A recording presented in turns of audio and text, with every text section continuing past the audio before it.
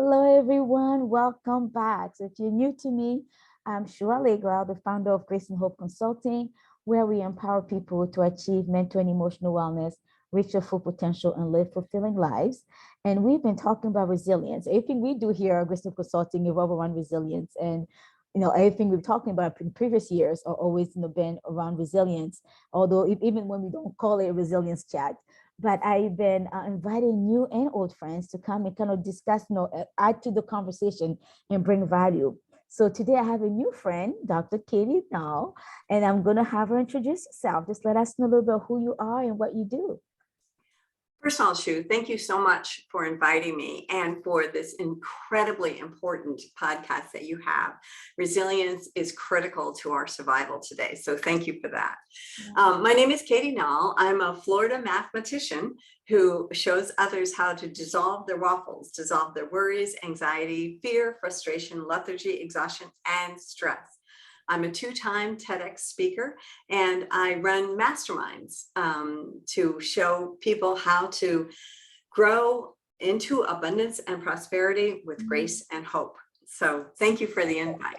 I love it, love it, love it. So nice to meet you. So I have to just ask, I'm not a scientist. Numbers are not my favorite thing, right? So that I do the other thing. Like, oh, those are like the softer stuff, right? I can be there and, do my counseling, do the coaching and speak and, and do workshops and, consult the people, run things, emotions. And I'm just curious how you kind of transition, or what was the switch from going for, math? Like, I really sucked at math my whole life, I can do basic math, I can balance my checkbooks and, do accounting for my business, but that's about it. So I'm just kind of curious, how did you go from being a mathematician to doing what you do and doing, kind of the softer skills per se, and all the very important, very needed, and people's resilience, but it just like, the first thing that comes to mind, those are two different things, how you went from numbers to emotions, to stress and, worries. That's a good question, Shu. And it all started way, way, way back then when I was 18 years old. When I was 18 years old, I wrote down 5 things that I wanted to accomplish by the time I was 25. I had heard someplace that if you write things down, you have a much greater chance of accomplishing them. So the number one thing on my list was that I was going to earn my Ph.D. by the time I was 25. Now, Shu, I had no idea what a Ph.D. was. Oh, the work involved into it. Exactly, or how much work it was. I had just seen that when I looked around at other people's lifestyles, it seemed like they had more education than our family had. So I was like, okay, well, if education's the key, what's the top I can get? And it's PhD. By the time I was 25, I did not have my PhD. I did have 3 children in 6 years, and I had been married for 5 years, which none of that was on my list. Life just happened, right? It was not on my list. Turned out my husband had a list, and I didn't know about it.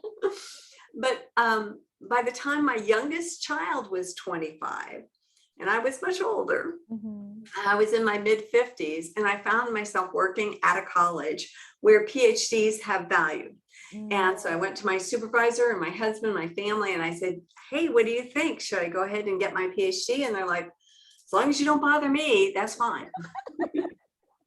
So that's what I did. My camera's moving on me. I'm sorry. And it thinks I'm over there and I'm not. Here we go. There we go.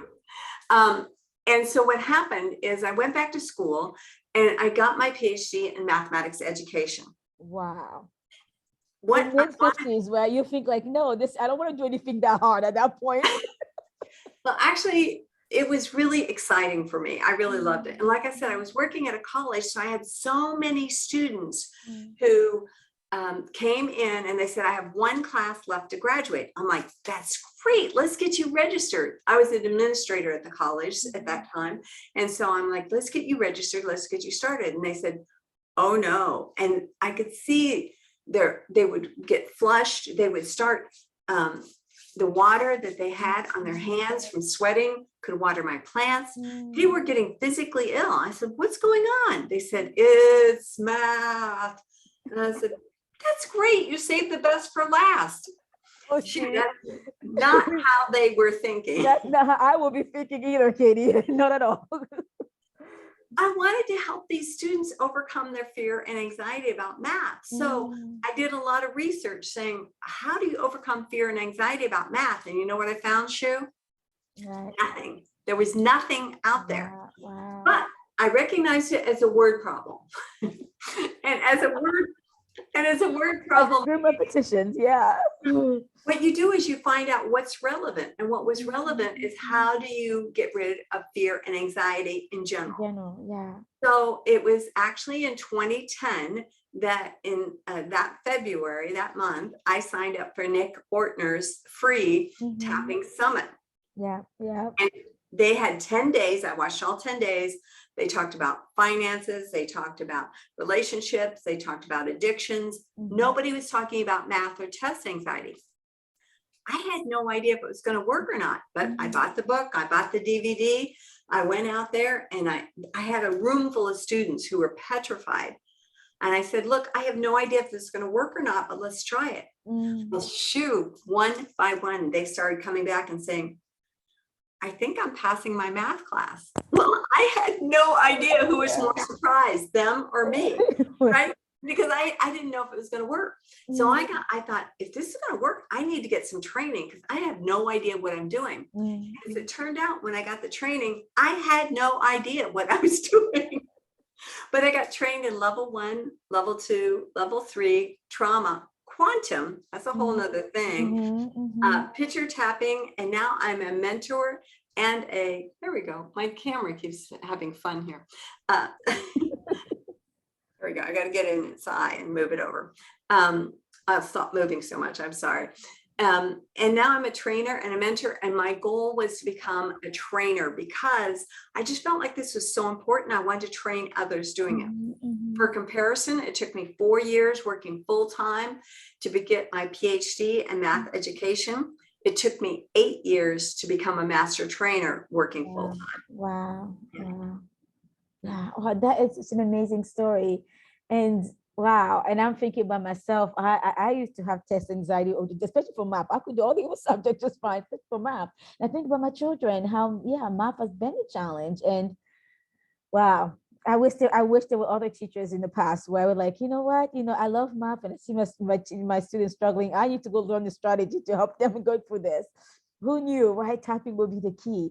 And I do what I love about your story. It's not just that, you went back to school, in your mid-50s, but you saw a way to you saw a way to help out others. For me, it was not just one more degree. Yes, education was important, but it was okay, how can I use this degree to continue making a difference? And you reinvented yourself when most people were still like, I want to settle down. I want to do what I want now and be done with it. I don't want to be adding more things to my plate. But you didn't let everything else that, and not even the lack of resources available to what you're doing. You didn't even let that stop you. Talk about resilience, right? And then through that, for you learning, and then not just doing the 4 years for your PhD, but doing 8 years to be a trainer for in this industry for tapping for this field, so you can continue training others to do it. Like what I say often, like those of us who are trainers, like myself, it's like we multiply ourselves in the way we train, right? It's like it's not cloning who we are per se, but it will multiply more people who can do it, who can touch more lives. It's like the ripple effect is like amazing. I can have one session with someone, it's good, impacts a life, and they will, can impact your relationship, at work, at home, in business. But when you're doing a training in a room full of people, the ripple effect of that just you cannot quantify. It's it's amazing. Wow. You're so right. You're so right. And so with that, this is just the thing that I can pull off, as far as resilience is concerned. But now I want you to talk a little bit about speaker technology. See, now my headphone dropped off my ears. So I would like you to talk a little bit about just how tapping, like I'm not a trainer in that, I know very little, but the little that I know makes a difference. Like it works for me. I do with my kids, I do with my clients. And I have a colleague, who works with me, and when we do trainings for corporate and some professional development, and see, that's one of the things that she actually teaches people also as coping strategy for stress, and so I wanted to just want to talk a little bit of what tapping is, right? Let's go into that and how that can help, with relieving stress, and how that can be a tool for us as we seek and pursue resilience. So Shu, thank you, first of all, for helping to promote tapping. I'm so excited that you're using, especially in corporate. I've done some corporate speaking just because I'm a professional member of National Speakers Association, and I love, doing that, and also the training. And what it can do, what tapping can do, first of all, let me say what it is. It is a somatic method of reducing stress. And by that, I mean, it works on the body and words, a psychological thing, to move you from a sympathetic nervous system, which is your stress, your fight, flight, freeze, or fawn system, to a parasympathetic, which is your rest and digest, which means that your body is actually working. When you're in a stressed position, your cortisol levels are up, your adrenal levels are up, your thyroid levels are up, and you can't think.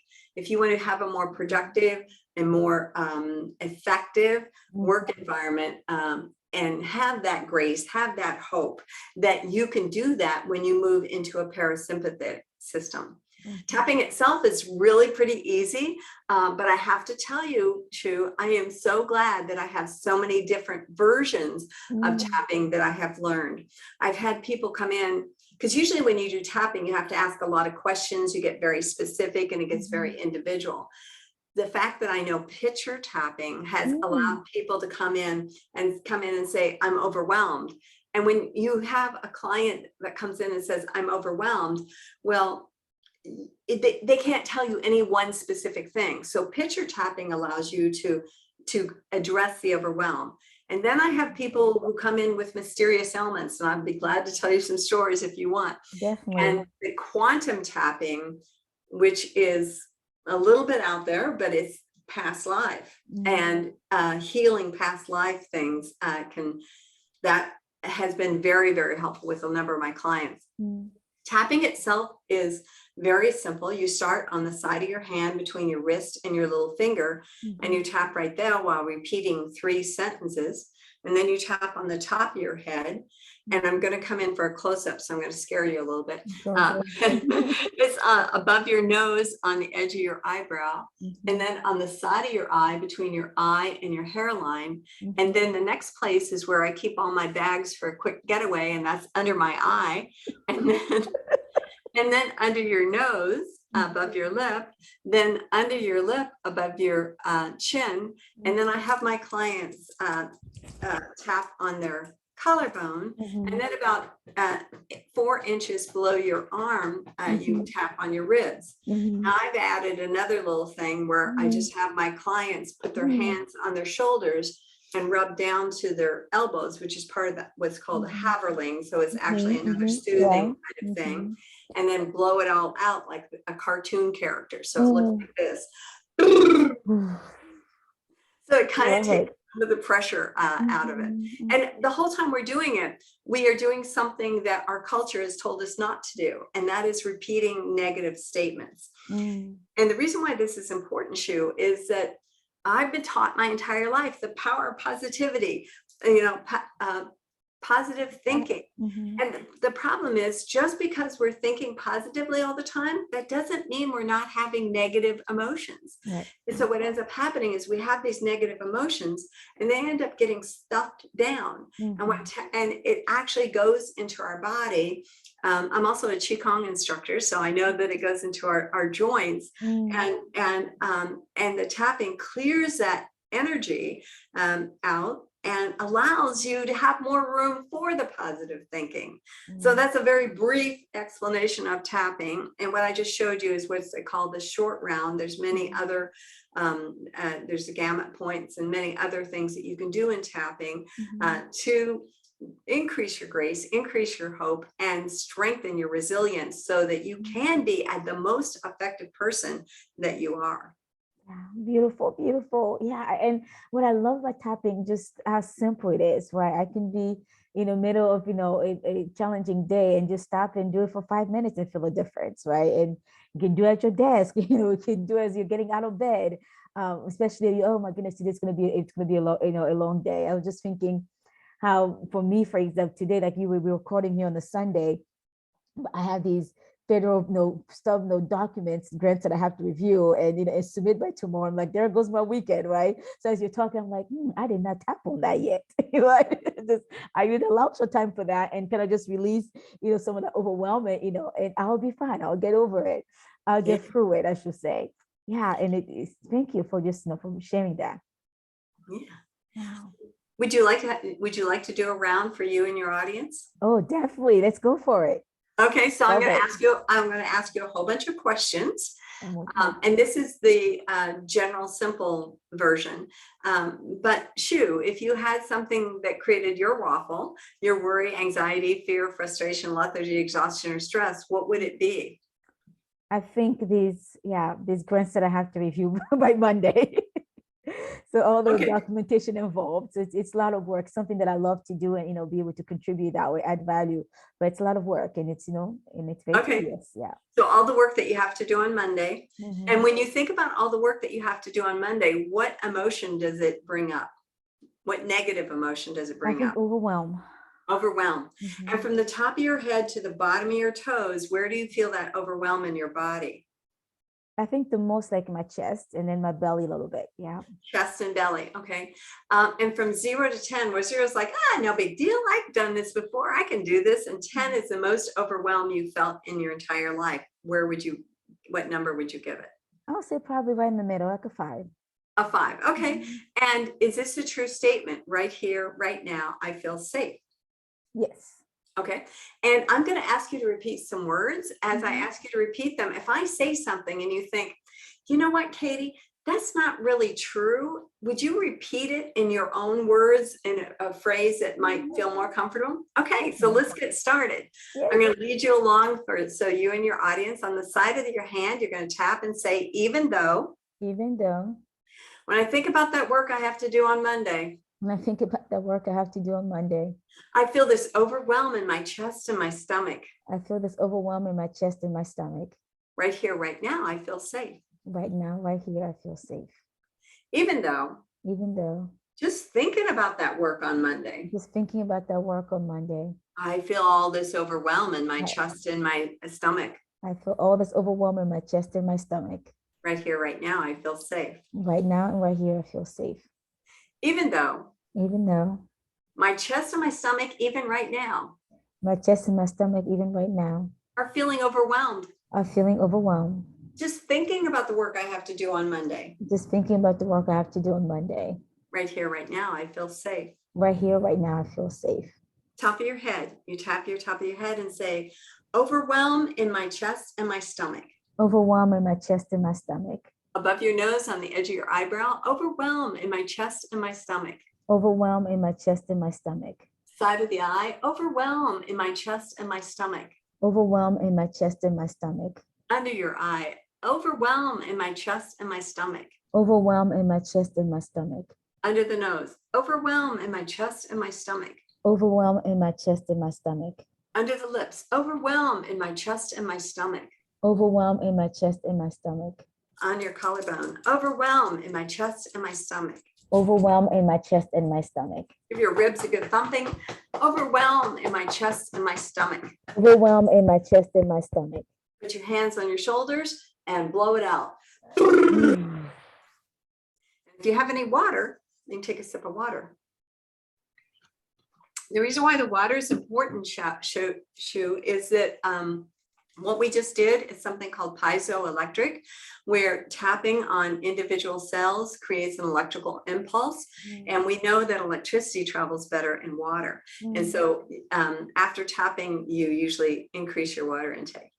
So let me ask you, when you think about the work that you have to do on Monday from 0 to 10, the sense of overwhelm, how does it feel now? Probably like a 2. And even the feeling on my chest is gone. Like even the 2, it's just a little bit of warmth in my belly still. But yeah, that's the big difference from just like 3 minutes or 2 minutes of doing it. Yeah.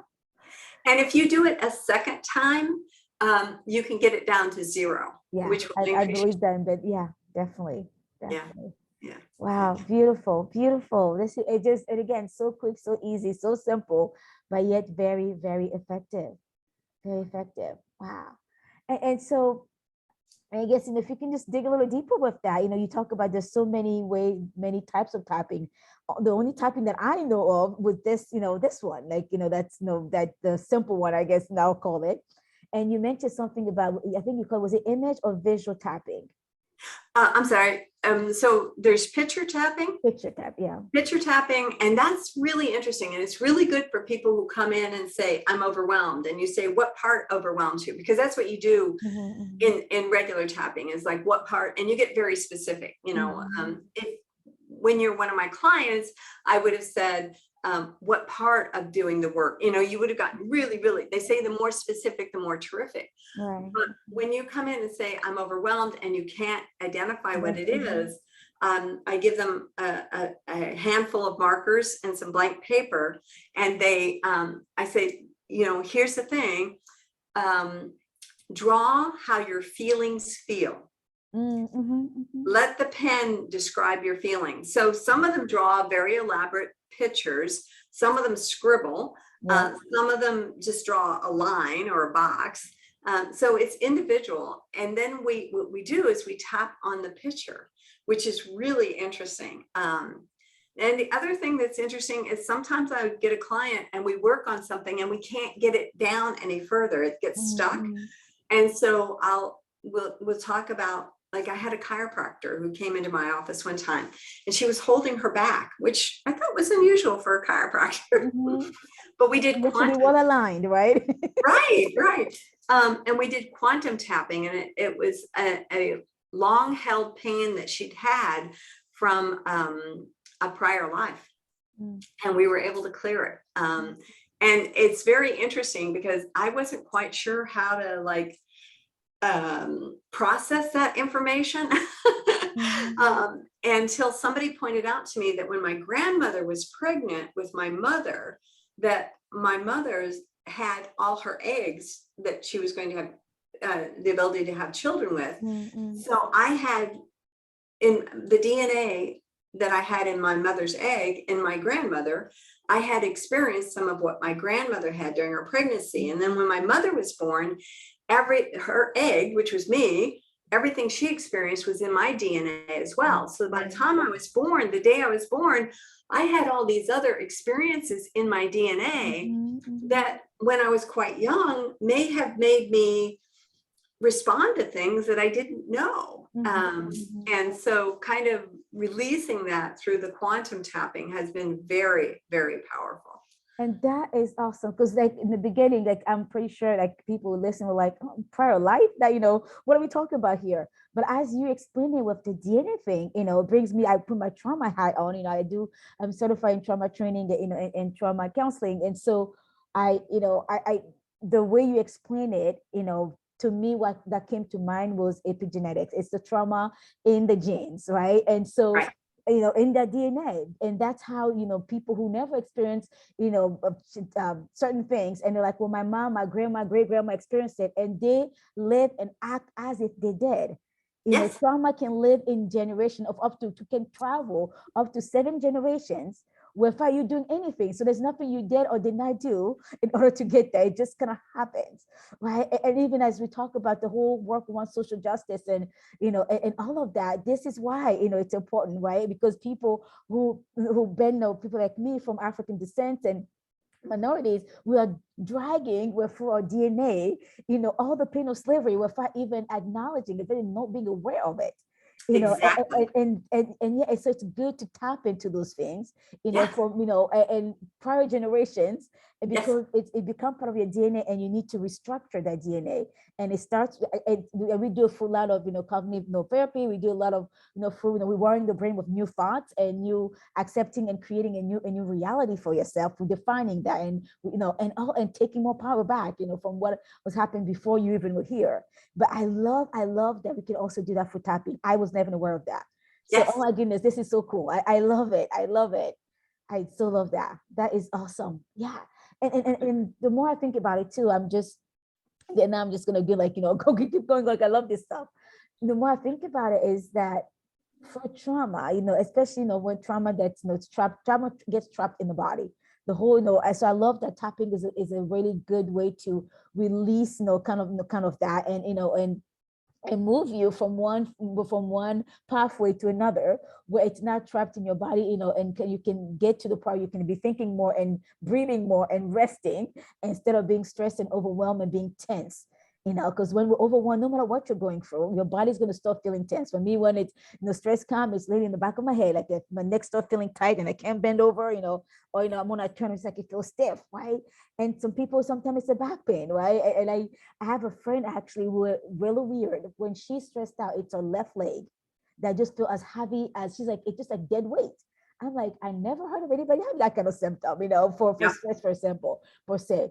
But that's how she's still identifying those things. So I think it, now I always recommend people, like, when you feel in your body, we can talk about it. We can do a lot of things, to rewire your pathways in your brain and do all the cognitive stuff.